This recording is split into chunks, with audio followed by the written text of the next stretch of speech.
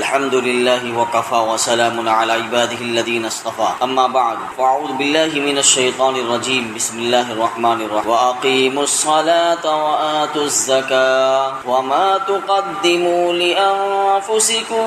من خير تجدوه عند الله ان الله بما تعملون بصير۔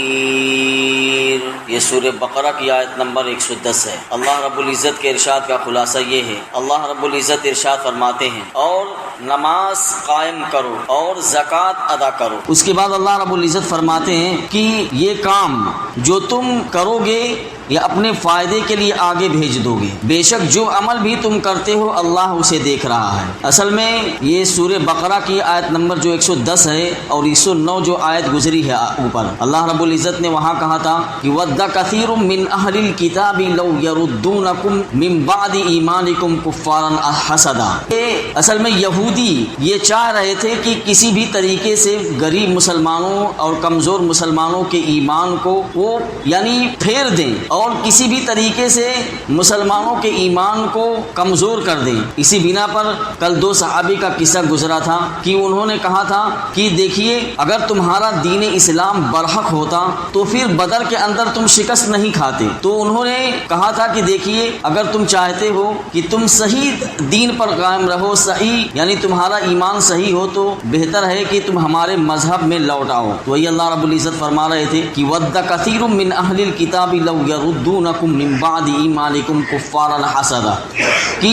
یہ کافر لوگ یہ چاہتے ہیں کہ تمہارے ایمان لانے کے بعد تمہیں پلٹا کر پھر کافر بنا دے، باوجود یہ کہ حق ان پر واضح ہو چکا ہے۔ اب یہاں اس آیت میں اللہ رب العزت فرما رہے ہیں کہ مسلمانوں کو ان کے دین سے پھیرنے کے لیے اور کفر کی طرف لوٹانے کے لیے وہ طرح طرح کی سازشیں کر رہے ہیں،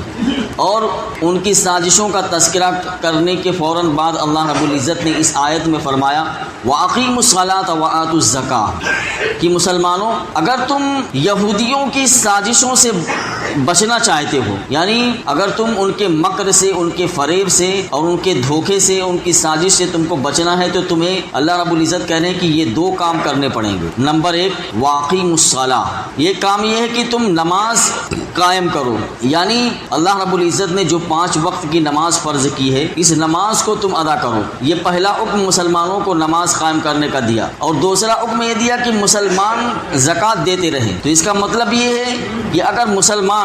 مجموعی طور پر نماز کے 100% اگر وہ پابند ہو جائیں گے اور اپنے مال کی زکوٰۃ دینے لگ جائیں گے تو پھر یہودی بھی اس سازش میں کامیاب نہیں ہوں گے۔ اور ان 2 کاموں کا حکم دینے کے بعد اللہ رب العزت نے اپنے مومن بندوں کو اس بات کی یعنی گارنٹی دے دی، کہہ لیجئے، کہ جو کچھ بھی وہ بھلے کام اس دنیا کے اندر کرتے ہیں اس کی جزا وہ آخرت میں ضرور پائیں گے۔ اور اگر 100% مسلمان یعنی مسلمانوں کی ایک کثیر تعداد اگر حی علی الصلاح یعنی آؤ نماز کی طرف جو مؤذن پکارتا ہے، یعنی حی علی الصلاح کی آواز پر اپنے گھروں سے نکل کر اگر مسجدوں کی طرف نکلنے والے بن جائیں اور دن میں 5 مرتبہ